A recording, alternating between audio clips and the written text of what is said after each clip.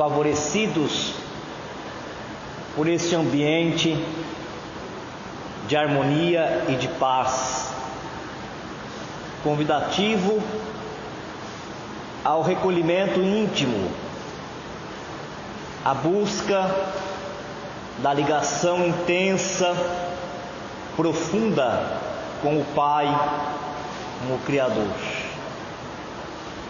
Nós iniciamos mais uma vez esse trabalho na casa espírita, descansando o corpo físico, este envoltório que é veículo das manifestações, das expressões que temos nessa dimensão da reencarnação. É com ele que nos movemos, é com ele que nos relacionamos com as outras pessoas, com os outros seres e elementos da natureza, que aprendemos e ensinamos, compartilhamos a riqueza que estamos amealhando nas diversas passagens pela terra. Mas nesse instante se faz necessário que o corpo silencie, que as portas dos 5 sentidos se fechem e que haja um mergulho dentro de si mesmo, no altar dos sentimentos, onde o Espírito de Jesus há de se manifestar, trazendo-nos as claridades da verdade que é o seu ensinamento, porque nos traz a constatação de como se opera as leis divinas, seja no mundo físico onde nos encontramos temporariamente, ou nas várias camadas da pátria espiritual, onde haveremos de retornar para aferir os valores que já conseguimos conquistar, para fazer uma avaliação dos defeitos que ainda deverão ser atacados, porque é assim que o Filho de Deus infinitamente progride, expande a sua consciência, para que um dia possa ver Deus face a face. E é nesse intuito de vir buscar no ensinamento, muito mais do que no fenômeno, muito mais do que nas manifestações dos espíritos, porque esses estão por toda parte e nós também os somos, e conseguimos nos comunicar com eles através do pensamento, mas é atrás dos ensinamentos do Evangelho que, se bem compreendido, assimilado, trabalhado nos escaninhos da alma, nos esconderijos do nosso ser e colocado em prática, haveremos de encontrar tudo aquilo que há muito tempo estamos buscando. Sentimentos novos, renovados no bem, propiciador de saúde, de equilíbrio e de uma felicidade que está além de qualquer compreensão dos humanos encarnados.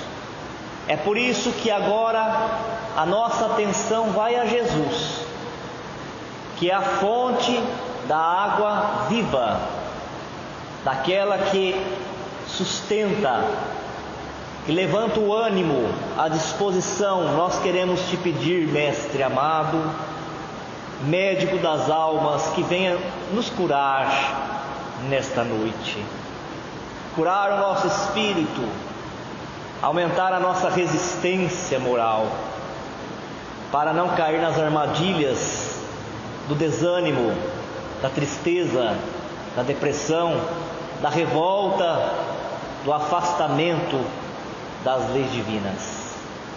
Permita que os espíritos superiores aqui estejam, e ao movimentar-se por este salão, movimente também os fluidos amigos, dando a sensação a qualquer um e a todos que aqui estejam, de tranquilidade, de acolhimento e de gratidão por tudo que temos recebido. Que os nossos guias se aproximem e nos tragam os bons pensamentos, nos tragam os bons sentimentos, e no término deste encontro possamos estar registrando os benefícios de termos elevado o padrão vibratório, de ter aberto os portais para que um grupo de espíritos benfeitores pudesse se aproximar, pudesse compartilhar conosco esses instantes tão valorosos, tão gloriosos. Muito obrigado, Senhor Jesus. Muito obrigado, espíritos amigos.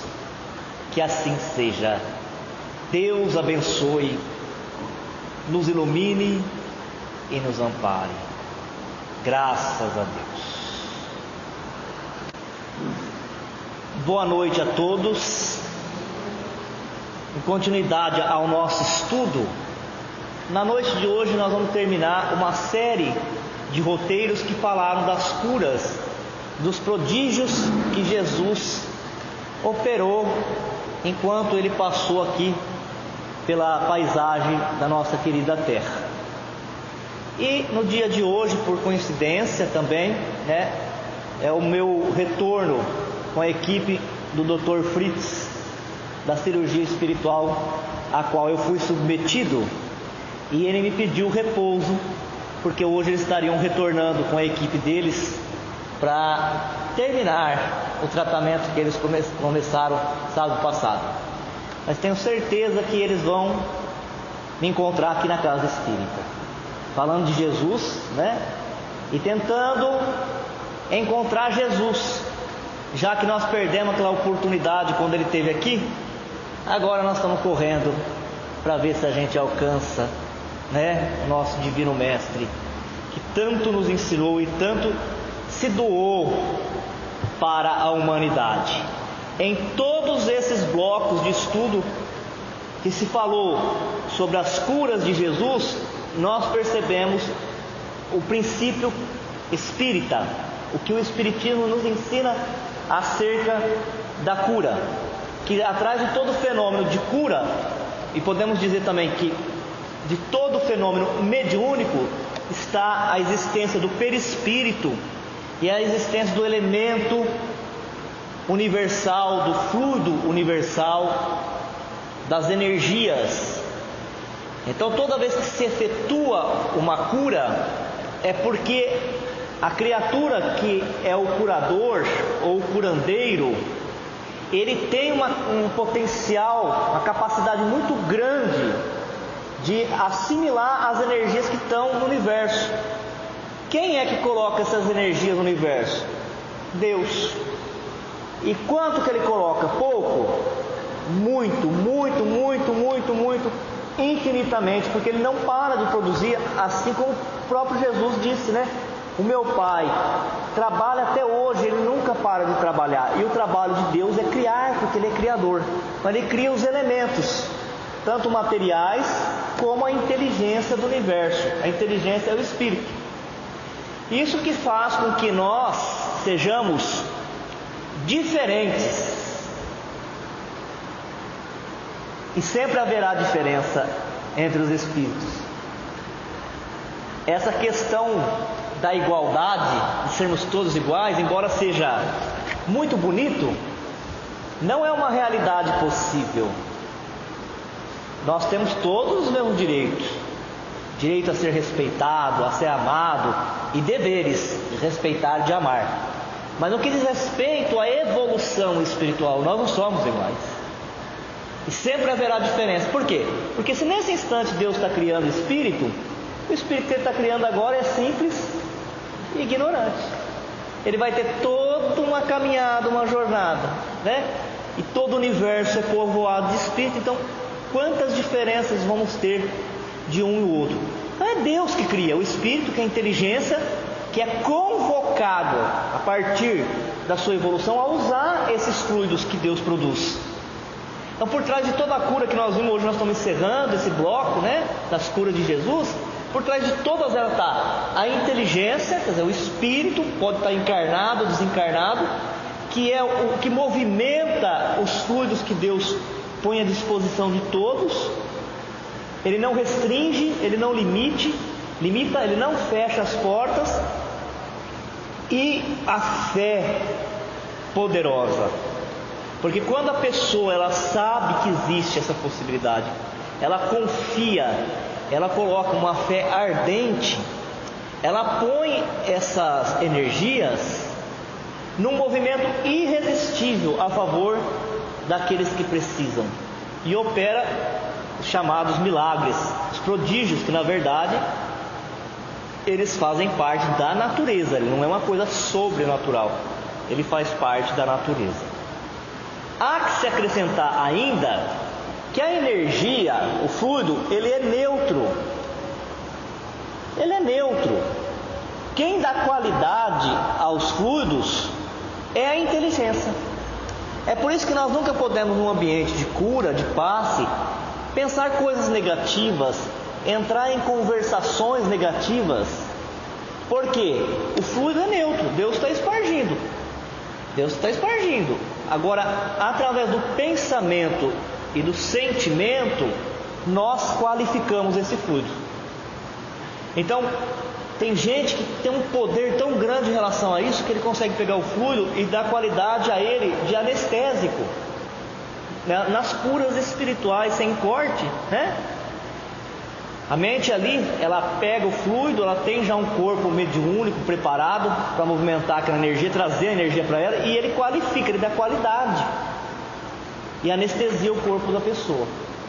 Como também alguns têm a qualidade, conseguem qualificar e dar o cheiro, o odor,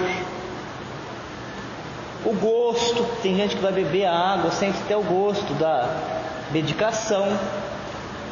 E também, se a necessidade do paciente não for acalmar, porque às vezes ele já é muito apático, ele está esgotado, ele está sem energia, qualifica aquelas energias para ser um fortificante, para atuar, para animar, levantar o ânimo. Então nós, todos os seres humanos, somos aprendizes dessa magia, no bom sentido, porque a palavra magia, ela significa, ela vem da mesma raiz de magistrado, de magistratura, que é sabedoria, que é ensinamento. Não tem nada a ver com feitiçaria. Magia não tem nada a ver com feitiçaria. A magia é o conhecimento, quando você conhece o princípio e você sabe usar aquele princípio a favor. E nós tínhamos aqui no centro de todas essas curas, né? Hoje nós vamos finalizar com a cura da hanseníase. Nós temos Jesus. Imagine Jesus. E tem alguns médiuns, né, que estão longe da evolução espiritual de Jesus e já faz um monte de cura, atende um monte de gente, vai passando e vai curando com a equipe espiritual dele. Imagine de Jesus. A hanseníase, na época de Jesus, ela era conhecida, e quem lê, né, a Bíblia, quem tem o hábito de ler a Bíblia, ela era conhecida como lepra. E naquela época tinha uma conotação muito negativa, porque não se sabia a causa da lepra. Só com o advento da microscopia, quando as lentes aumentaram, e foi possível ver o micro-organismo causador da lepra, o mal de Hansen. Daí que vem a palavra hanseníase. Só nesses últimos séculos que descobriram que quem causava a lepra, na verdade, é uma bactéria, invisível aos olhos nus, mas se torna visível, é revelado nas lentes dos microscópios. Mas naquela época, mais de 2000 anos, quem ia saber disso? Eles relacionavam muito a lepra com a impureza. no sentido espiritual. E quem fosse portador da lepra era considerado socialmente indigno de conviver com a sociedade e era afastado do convívio da sociedade, porque transmitia, mesmo sem eles saberem, mesmo sem saberem que era causado por uma bactéria, sabia que passava de um para outro.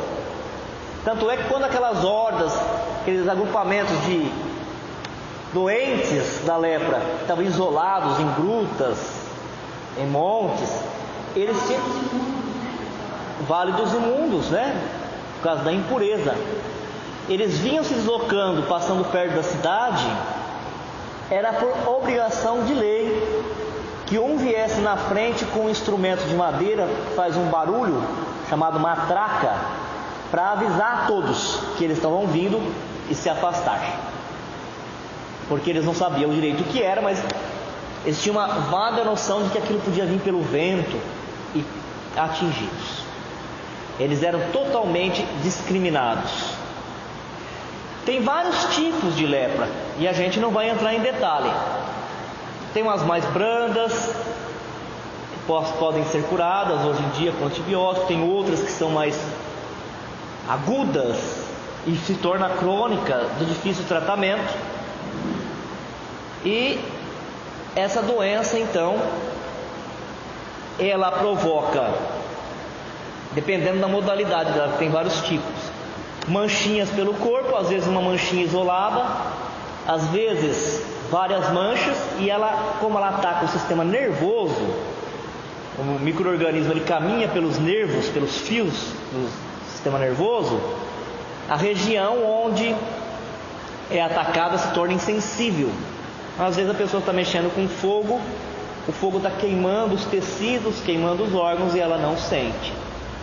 E em outros casos até cair as extremidades, as pontas do nariz, da orelha, né? Deixando o corpo físico desfigurado. Então, hoje nós chamamos de hanseníase, a partir dos séculos passados, quando foi identificado o causador dele, o agente causador, que é um micro-organismo, uma bactéria. E para se desfazer um pouco desse rótulo, dessa marca, a medicina deixou de usar o nome de lepra e passa a usar o nome de hanseníase. Por isso que aqui, então, o roteiro vai chamar-se A Cura da Hanseníase. A Cura da Hanseníase. O texto que vai ser estudado está em Marcos, no capítulo que vai de capítulo 1, versículos de 40 a 42, e Lucas, capítulo 17, versículos de 11 a 19.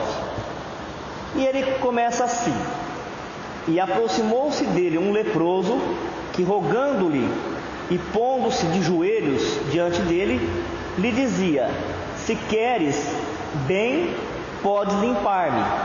E Jesus, movido de grande compaixão, estendeu a mão e tocou-o e disse-lhe: Quero, ser limpo.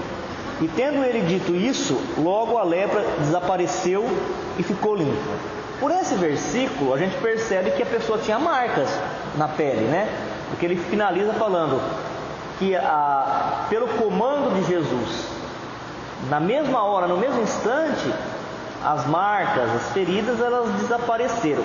Mas a gente vai ver uma coisa que é de destaque aqui, que a pessoa aparece com muita humildade, ela ajoelha-se perante Jesus e ela não pede a cura, ela pede que Jesus limpe. É diferente de curar. Limpar é diferente de curar. É o que acontece, por exemplo, no trabalho de passe, né? No passe, o passista que estiver bem sintonizado, porque também se ele estiver com a mão estendida ali, parado, ele não está dando passe. E se ele estiver também com a mão estendida e pensando em outra coisa, não é passe, pode ser outra coisa que se aprende, se ensina por aí. Nós não vamos entrar porque não temos conhecimento, né? Mal a gente conhece a doutrina onde nós estamos, vamos falar dos outros. Mas o passe espírita, ele tem ligação com a espiritualidade. Quem está aplicando o passe tem que estar ligado com a espiritualidade. Na hora que você estendeu a mão ali, você já pensou, vai cair a cadeira, vão ligar o ventilador, a conta de água, a conta de luz, ai meu Deus, esqueci disso, acabou a conexão, né? Então é uma conexão com Deus, com Jesus, com a espiritualidade, aquele raio de luz passa, aqueles fluidos passa pelo corpo do passista, e com a mente e o sentimento ele dá aquela qualidade que nós falamos. Ele vai qualificando, ele tem que participar ativamente, ele está transmutando as energias. O que é transmutar? Mudar de forma. Ele recebeu, ele pegou e agora ele está mudando de forma, ele está dando o seu valor, a sua qualidade e transfere aquelas forças que vai tirar do doente. Não é todo mundo que precisa tomar passe. Tem gente que toma passe sempre, mas não é preciso, não é necessário, né? Então, quando ele está atacado de alguma coisa, seja doença física ou espiritual, ele está acumulando uma energia deletéria, uma energia nociva. Pelos clarividentes, os videntes veem como meio acinzentada. Então, a primeira força que vai é tirar a energia ruim, é limpar. Me limpe, né? Tirou a energia, porque você não pode colocar uma energia boa em cima de uma energia ruim. Primeiro tem que tirar a ruim e depois colocar a boa. O que a gente entende logo de início no estudo dessa passagem? Que a lição que fica é que Jesus vai limpar, mas a cura vai vir da pessoa, vai vir da fé da pessoa. Olha o que ele vai falar lá na frente depois: a tua fé te salvou. Ela nem te curou, ela te salvou. Salvação é uma coisa muito mais superior, é superior à cura.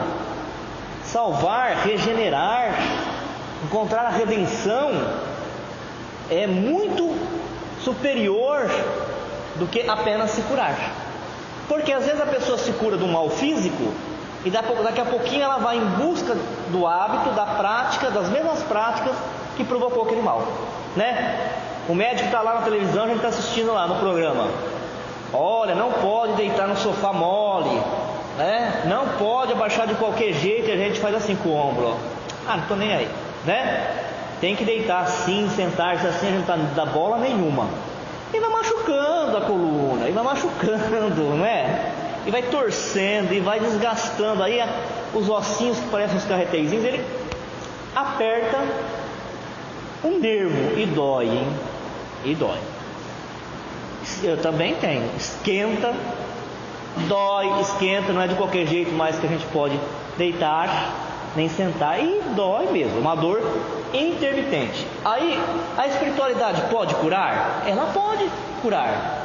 Mas se nós não tiramos nenhum ensinamento disso, a mudança do pensamento, falar, bom, eu sei o que tem uma postura errada, vai acarretar lá na frente. Então agora eu vou, me curou, eu vou me colaborar. Então agora eu vou buscar a cadeira, o assento mais adequado para mim. Na hora que eu deitar lá no sofá, eu vou ver qual é a posição correta, não é? Na hora de eu me abaixar para pegar um peso, eu vou ver se ele está nas minhas condições, eu posso pegar aquele peso, eu vou chamar alguém. A gente pega, né? A gente vai que nem um trator, pega um vaso grande, tem um coqueiro plantado num vaso grande, e a gente vai pegando. O que é isso? Paciência, né? Ansiedade, a gente quer tudo na hora. Se eu aprendo e não faço mais isso, estou curado. Curou o espírito, porque é o espírito que é inteligente, ele que aprende, ele que age. Agora, se a espiritualidade cura, elas podem até remodelar os ossinhos. Pode sim, causar o afastamento de uma vértebra do outro. Mas se eu não aprendi nada com aquilo ali, o que vai acontecer? Eu vou voltar a ter os mesmos hábitos e vou novamente desgastar o corpo físico. Então logo no início a gente percebe que Jesus sim, ele limpa. A conexão, levantar a vibração, o pensamento em comunhão, a gente sente essa presença forte, ativa a nossa fé, o ânimo levanta, a vontade de fazer as coisas certas. Mas quem vai fazer de verdade é a própria pessoa. Nós estamos aprendendo a ser médico de nós mesmos.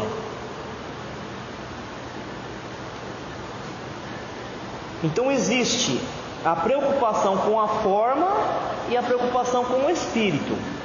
Se cura só a forma, quer dizer, a aparência, a parte física, e o espírito não está curado, vai retornar o motivo da desarmonia.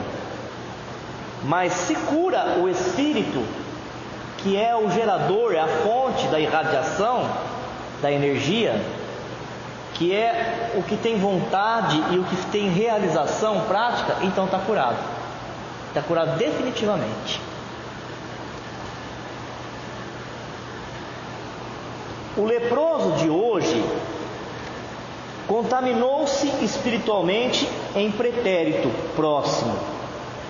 Ontem, soberbo e egoísta, banhou-se nas lágrimas dos oprimidos, abusando do corpo, como os ventos bravios nas tamareiras solitárias. Retornou aos caminhos de tormento em si mesmo atormentado, para ressarcir penosamente. O legado que hoje recebeu é de responsabilidade antes que de merecimento. O Pai misericordioso não deseja a punição do filho rebelde e ingrato, mas a sua renovação.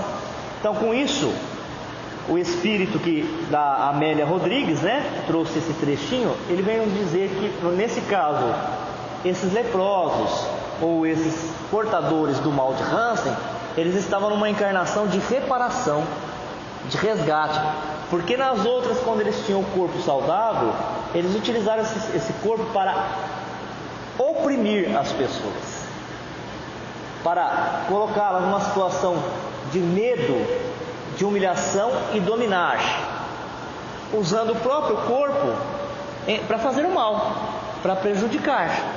Então encarna-se, colhendo no próprio corpo físico a atitude mental que teve na outra existência, porque é assim que acontece. Nós vamos, nessa encarnação, já criar o nosso próprio corpo, a nossa próxima encarnação. Nós vamos para o mundo espiritual e vamos retornar do ponto onde nós paramos. Acontece que Deus não quer o sofrimento. Então, todos os mesmos o resgate, o reajuste, ele poderá ser amenizado, atenuado ou intensificado.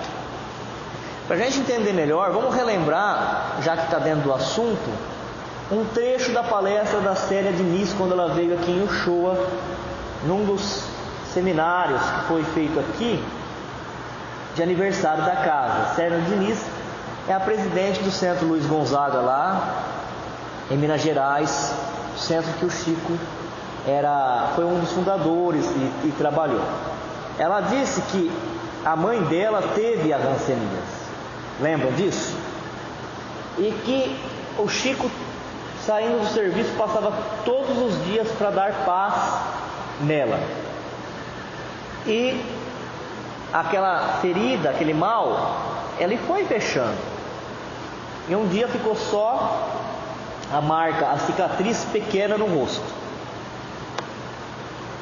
E aí a mãe da Célia fala para o Chico: você parou de vir me dar passe, você tem que voltar a me dar passe. Não acabou ainda o tratamento. E ele pergunta por quê? Aí ela fala: porque ficou uma marquinha no meu rosto. Aí ele falou exatamente isso que a Amélia, o espírito Amélia Rodrigues, esclarece aqui. Que a lepra para ela, a hanseníase, é a marca no corpo físico, é o espelho de como estava a mente dela culpada de outras existências. Só que Chico era muito amoroso, ele não falava desse jeito. Ele falou o nome dela, que eu não me lembro agora, e falou: minha irmã, nós não vamos tirar essa marca não, porque essa marca é para você, toda vez que você olhar no espelho, lembrar-se que você trocou nessa encarnação a lepra pelo trabalho. como ela tinha se envolvido com o Evangelho de Jesus nessa encarnação, não precisa ser pagar com dor, não, né? Ela tinha realmente colocado sentimento em todo o trabalho que ela fazia para o próximo. Ela não teve a necessidade de desenvolver a hanseníase, a lepra. Por quê? Porque dentro de nós, o ser mais profundo, aquela centelha divina, ali tem a substância medicamentosa. Porque é onde Deus criou, onde Ele pôs a mão para nos criar.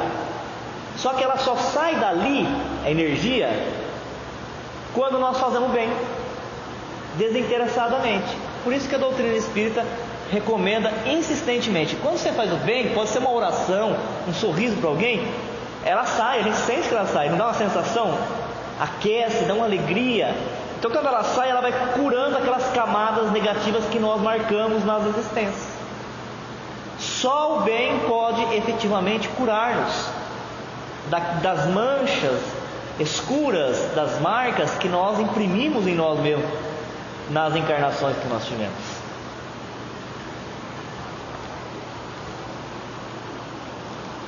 E para encerrar, não tão rápido, viu, gente? Mas para encerrar a leitura, e depois a gente vai fazer o comentário, nós vamos ver aqui o outro trecho que está no Evangelho de Lucas, do médico Lucas, no capítulo 17, versículo de 11 a 19, que diz assim: E aconteceu que, indo ele a Jerusalém, passou pelo meio de Samaria, guarda esse nome, é uma cidade, Samaria, e da Galileia, que é uma outra cidade.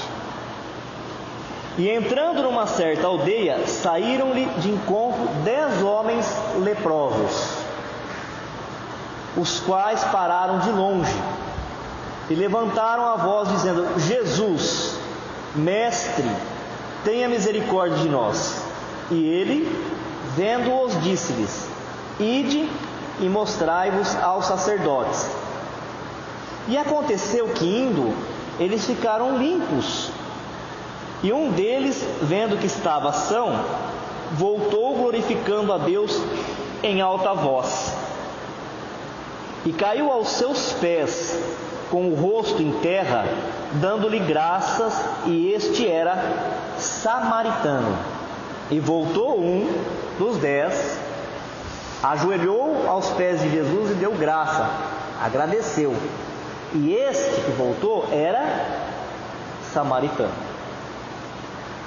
E respondendo, Jesus disse: Não foram os 10 limpos? E onde estão os 9? Não houve quem voltasse para dar glória a Deus, senão este estrangeiro.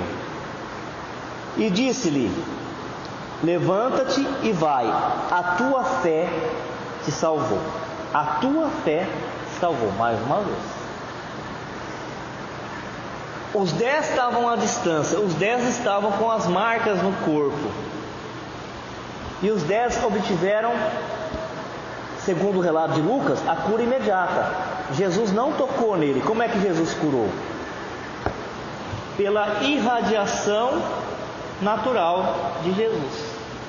Todos nós temos um halo de luz ao nosso redor, e nós irradiamos essa luz com a qualidade que nós já temos, com a somatória de tudo que nós já somos pelas experiências reencarnatórias, pela natureza dos pensamentos que nós emitimos. Tem gente que faz tudo igual a outra pessoa faz, mas o resultado é diferente. Por quê? Porque tem essa irradiação pessoal que é invisível a este olho, a esses olhos físicos, mas é a lei da natureza, A pessoa onde passa, ela chama atenção, as pessoas que estão ao redor dela sente aquela vibração. E tem pessoas que até tentam ser agradáveis, mas o que a pessoa diz não coincide com o que ela irradia, com a irradiação pessoal, às vezes provocando até um mal-estar, porque às vezes a gente chega perto de uma pessoa, a gente sente, e talvez algumas pessoas devem chegar perto da gente e sentir a mesma coisa, a gente sente uma dor no estômago, a gente chega a se curvar, um mal-estar. A gente põe a mão na cabeça e fala: será que eu vou desmaiar, meu Deus? E aí a gente tem uma intuição, fala: não é nada físico, é a energia que chega, qualidade do pensamento, do sentimento. A gente tem que tomar cuidado com o pensamento e o sentimento que a gente mais emite. Tem gente que fala assim: nós não somos santos. E concordamos, nós não somos, e nem seremos tão cedo. Mas tem coisas que já dá para a gente cuidar, porque o que marca mesmo é aquele pensamento, aquela preocupação, aquele sentimento mais duradouro. O que mais a gente pensa, o que mais a gente sente, é por aí que a gente se cura ou adoece. E é por este canal que o obsessor nos alcança. Tem que tomar muito cuidado. Mas vamos seguir aqui fazendo a interpretação dessa passagem. Entre os 10, um era samaritano, era de Samaria. Não é à toa que é destacado aqui a cidade da onde vem este um que voltou para agradecer. Não é sem propósito, tem um propósito que nós vamos ver mais adiante. O samaritano, ele fala que os 10 foram limpos, quer dizer, saiu imediatamente pela irradiação natural de Jesus. Os 10 deixaram de ter marcas, ferimentos no corpo. Quer dizer, na forma, na aparência, os 10 estavam curados. Mas efetivamente, só quem tinha se curado era o samaritano. E foi percebida essa cura efetiva nele, porque ele retorna, pelos frutos que se conhece a árvore, ele retorna, e num clima de gratidão a Deus, de reconhecimento. Então é muito possível que esse samaritano, ele tenha tido um impulso para a reforma íntima naquele instante. Os outros 9 não, ele curou na casca. Houve uma utilidade naquilo? Houve. Como Jesus era o Messias que esse povo judeu esperava, e como as profecias antigas desse povo judeu sinalizava que ele, o Messias, o verdadeiro Messias, seria reconhecido pelas obras que ele ia fazer, e uma delas era a cura, falar do reino de Deus e curar, afastar os demônios. Então Jesus precisava curar e precisava mostrar essa cura. Então ele fala para os 10: vocês estão curados, agora vocês voltam lá no templo e se mostram. Por duas utilidades. Nós não começamos a falar que a lepra era uma doença, mas ela também tinha um problema social. A partir do momento que a pessoa desenvolvia a lepra, ela estava afastada da comunidade. Ela não podia retornar para a cidade, para o convívio das outras pessoas. E quando elas conseguiam provar e levar testemunho que elas estavam purificadas, limpas, que era muito raro, aí elas tinham que se apresentar no templo. Vocês lembram disso? Vocês estavam lá? Eu lembro disso aí, você não lembra? Elas tinham que se apresentar no templo. O sacerdote tinha que fazer os rituais e entregar carta para ele que ele estava limpo, que ele podia retornar ao convívio da sociedade. Então, por 2 motivos, Jesus mandou ele se apresentar no templo. Um para isso, para eles voltar à vida social, e o outro para chamar a atenção dos estudiosos das Escrituras que estavam no templo, que ele era o Messias prometido, que já estava ali encarnado entre aquele povo. Agora, somente o samaritano retornou, e Jesus fez questão de falar isso, e os evangelistas fizeram questão de registrar, tanto Marcos como Lucas. Por quê, gente? O que o samaritano tinha que os outros não tinham? Eram todos judeus, todos israelitas, Acontece que teve uma época bem remota que as 10 tribos tiveram uma dissensão, um rompimento, e os samaritanos seguiram um caminho totalmente diferente dos outros judeus, e começou ali uma intriga entre eles, uma rivalidade muito grande Tanto é que os outros 9, outras 9 tribos, eles sempre voltam para Jerusalém, nas épocas de festividade. Eles têm no templo, no grande templo de Jerusalém, né, a casa de Deus. Para eles, Deus está ali. Então, onde eles estejam, qualquer lugar, qualquer parte do planeta, eles têm que retornar em algumas datas para fazer as obrigações. E os samaritanos não, afastou completamente, foi para uma região montanhosa, ergueu ali um templo diferente, prestava seus cultos ali e só aceitavam o Pentateuco, os 5 livros do Velho Testamento. Nada que fosse diferente dos 5 livros. Vocês conhecem os 5 livros? Me ajuda a lembrar, que eu não vou lembrar de todos eles. A Gênese, Êxodo, Juízes, Deuteronômio e Levítico. Serviu para alguma coisa você ter sido padre em outra encarnação, hein? Esses 5 é o Pentateuco. 1, 2, 3, 4, 5. 5 livros do Pentateuco. A doutrina espírita também tem o Pentateuco, os 5 livros básicos dela. O samaritano só aceitava e tinha uma bronca com os judeus, os outros judeus, mas os outros judeus tinham uma bronca maior com eles. Excluía, tinha uma discriminação absoluta, considerava eles hereges, tinha ódio. Eles eram tidos como um povo de baixa categoria. Por isso que os evangelistas fazem questão de falar que o único que foi curado foi ele, dizendo para nós o seguinte, que não importa seguir a religião, você tem que ter religião ou religiosidade.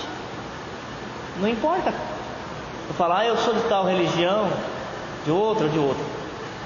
O que tinha um elemento que era provocador de transformação efetiva era só o samaritano, que é a transformação do espírito, né?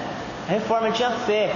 A gente pode entender fé como confiança, mas tem um entendimento novo de fé que eu acho que bate mais com tudo que você está falando. Fé no sentido de fidelidade. Porque vocês lembram de uma passagem que Jesus fala assim, ó, não são aqueles que ficam dizendo Senhor, Senhor, Senhor, que entrarão no reino dos céus, mas sim aquele que faz a vontade do Pai.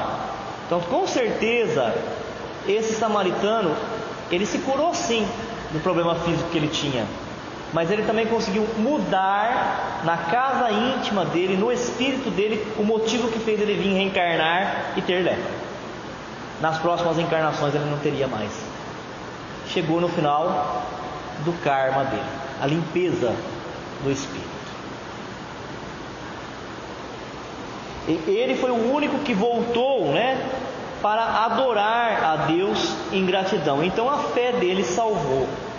A fidelidade, o propósito, o sentimento e o pensamento fez com que ele encontrasse a redenção. Entre os discípulos sinceros, não se justifica o velho hábito de manifestar reconhecimento em frases bombásticas e laudatórias.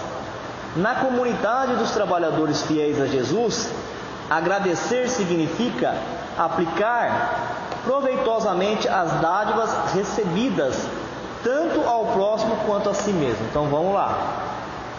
Agradecer não significa ficar de joelho, né, o tempo todo repetindo palavras.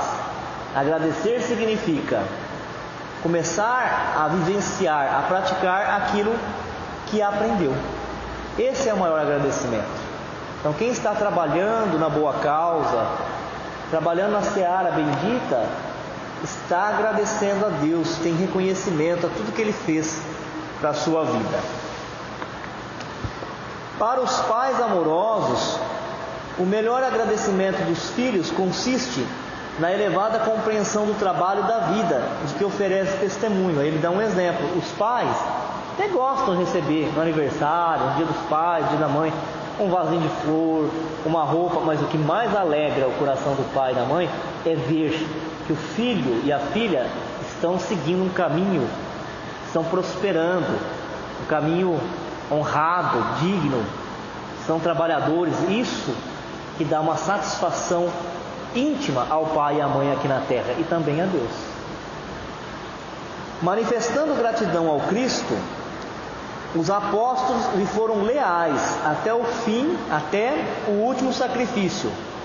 Paulo de Tarso recebe o apelo do Mestre e, em sinal de alegria e de amor, serve a causa divina por meio de sofrimentos inomináveis por mais de 30 anos sucessivos. A gente vê na história da humanidade distante e também na história próxima que muitas pessoas fizeram grandes discursos elogiando, agradecendo publicamente, mas enfiou na primeira oportunidade um punhal nas costas daquele que elogiou. Enquanto outros, olha, ele citou Paulo de Tarso, ficou 30 anos sofrendo fome, frio, humilhação, prisão, em nome de Jesus. Essa é a melhor forma de agradecer, é a lealdade.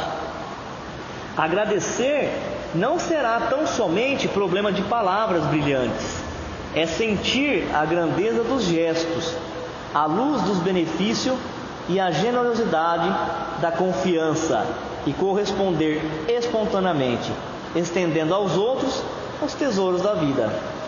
Diante da lição eloquente desse soberbo episódio, cumpre imitarmos o leproso samaritano. Cultivemos, portanto, a fé e não uma fé. Identifiquemo-nos com a religião e não com uma religião. Pertençamos à igreja e não a uma igreja. Seja o nosso culto o da verdade, o da justiça, o do amor. É tal o que Jesus ensina e exemplifica em o seu santo